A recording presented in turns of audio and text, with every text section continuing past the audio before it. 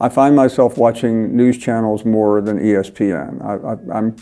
I grew up in a family that they were news junkies, and I've never changed. When events happen, I am fixated and mesmerized by them. And yes, I have watched the country deteriorate in multiple ways. Paul Finebaum of ESPN is talking politics with Outkick's Clay Travis, a former Obama voter and sellout who saw how he could add more zeros to his bank account. We're coming off of Alabama, and Paul Finebaum's show began and it continues to go from Alabama. So I made a comment, as we touched on in the beginning. I made a comment the other night, and I said that I'm going to paraphrase my own quote, but something along the lines of that Paul Finebaum is I went beyond coward. I said he's a something coward. I thought that was bad enough. I remember coward. I thought that was bad enough.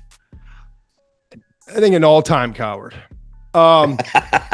Another ESPN alumnus, Todd McShay, spilled the beans on Finebaum. I had received a text from someone who I knew that I'd seen at an event, and it led to another conversation. And ultimately, one or two people in Washington had reached out to me about whether I would be interested in politics, something I had never thought about before, something I didn't really think possible. I lived in Charlotte, North Carolina. I wasn't there wasn't a lane there to get involved, but and I gave some thought to it as this weekend unfolded with Charlie, and got a little bit more interested. And Finebaum, for the record, has admittedly voted for Donald Trump and is a Republican. There are some things that I didn't like at ESPN, and it was not a corporate thing, and it wasn't the top executive in Burke Magnus, but there were some people there that I didn't like. And I think that's common for anyone, any experience with a corporation, right? Yep. I don't want to say none more so, but let me give you the background on Paul Finebaum. I worked with Paul for probably a decade or so. I want people to understand, like, when Paul was brought in and he started showing up at like college bowl games and like national championships and things like that, like there were a circle of people. I hope everyone realized that, like, oh, he looks different. Oh, he's 100 pounds wearing boots. He doesn't know ball. He doesn't, it's a little bit of that like bullying stuff of like, oh, Paul, he's this, he's that, he's the other thing. I didn't protect him because I didn't know him, but I never piled on or did anything like that. When asked to go on his show, there were some shows I didn't want to go on. And sometimes I would say, no, I'm all set. That wasn't one of them. I respected what he did, even though it was completely different from what we do. They brought him in not because he's one of the guys and one of the crew. They brought him in because he has an audience down in the South, and people either love him or hate him, and the people who hate him probably listen and watch more than the people who love him. All that said, this is not like some petty thing. There were some things over time that happened that rubbed me the wrong way. Knowing who Finebaum is, I sincerely doubt McShay is alone with this sentiment. Ultimately, I ended up talking to someone who made it clear that there was a desire for me to be involved. And this person, obviously, that shall remain nameless, was compelling and compassionate in the approach to me. And I started thinking about it. This is a person highly up in the Alabama political universe, is that fair to say, that you're having the conversations with? Yeah. It is very intriguing. I am thinking about it constantly. Now, McShay is going to get into who this dude really is and why he may be a perfect politician. The final straw was the Jalen Carter situation. A caller called in and asked about, did you hear about Todd McShay with the Jalen Carter stuff? And Paul responded, okay? And I watched him sit there and talk about me like he didn't even know me. Todd McShay had some disparaging comments about his character.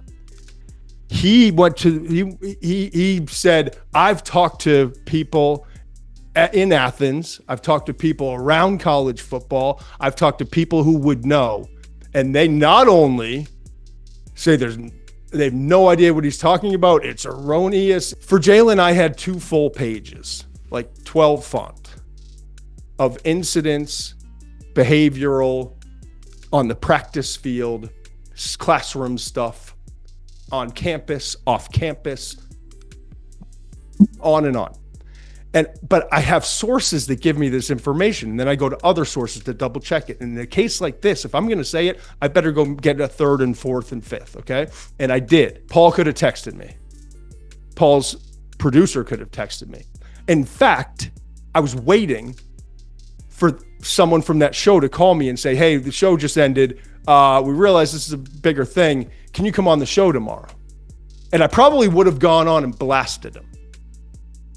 Because what he did in a moment of volatility, I wasn't worried about what I said, but it didn't feel good. No, it certainly could not. And for those not in the media, look, you're witnessing firsthand how to handle things and how not to. So it's been going on for a couple of days, or if not weeks, and it's just hard to chisel it down to make an educated decision.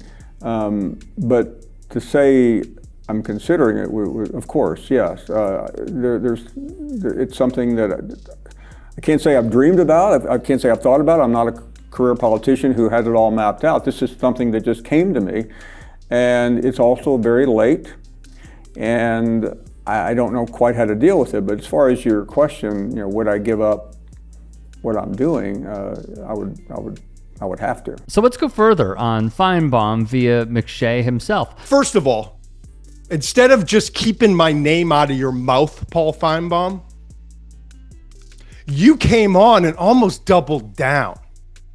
And that's what sent me over the edge. So what did he say? As summarized by Awful Announcing, Finebaum would go further. He said Jalen Carter had an impeccable reputation. He said people in the community loved him. He said he couldn't find anyone to back up Todd McShay's reporting.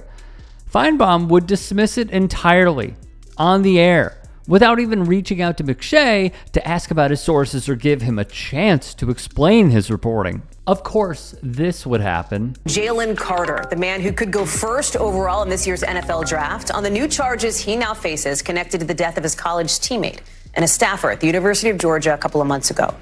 In just the last couple of hours, Carter's tweeting out he plans to go back to Athens to answer for these 2 misdemeanor charges he now faces for reckless driving and for street racing. He says there's no doubt in his mind he's going to be fully exonerated.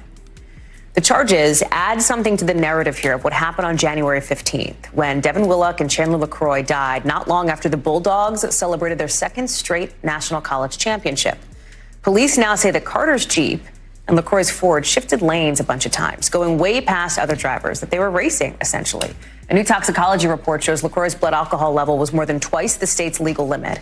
And data from the car shows she was going 104 miles an hour at the time of the crash. Many who critiqued McShay for his reporting would renege on said criticism. Paul Finebaum, meanwhile, not so much. McShay recaps. He goes and says, I'll say this about Jalen Carter. Until yesterday, he had an impeccable reputation. There was a report that came out earlier this year by Todd McShay, so my name's back in Paul Finebaum's mouth, that there were some character issues. I went to numerous people in Athens, Georgia, and around college football, and quite frankly, I cannot find anyone to corroborate that report. McShay would go on to say this, and you should go sub to his YouTube channel if you're a fan of football. And this is a quote from his video. Paul knew nothing about this situation, as in Jalen Carter. He made a call, maybe 2, to people who were going to help protect their guy. He stirs more blank, and so he gets everyone in the South, not just Athens, Georgia, after me, right? And so that's it. So when I say he's an all-time coward, that's why I say it, said McShay. When I say he has no loyalty, that's why I say it. And to be honest with you, I think the guy's a rat. So he's perfect to be a politician. Really good. Pretty juicy. Spot on with some feelings that I have held towards Paul Finebaum in the past, because he does give off this I know everything, you know nothing persona. A call-in show is a call-in show because of the randomness. speculation-filled optimism and fun, right? But the problem with Paul is that for many football fans, we can see through it. And I'm honestly not surprised that he would put out quotes basically saying, if I ran and won, I would do whatever Trump told me to. Yeah, we know you would, Paul.